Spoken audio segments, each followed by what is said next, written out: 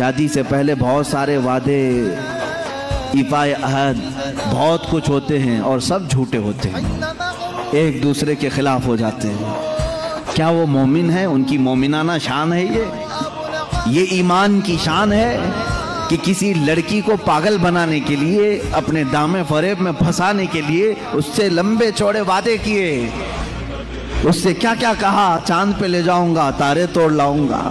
یہ سوچتے ہوں گے کہ یہ صرف الفاظ ہیں، الفاظ اوروں کو کہنے دو میرے عزیز، مومن صرف الفاظ پھینکتا نہیں، مومن جو کہتا ہے اس کو مکمل کر کے رہتا ہے۔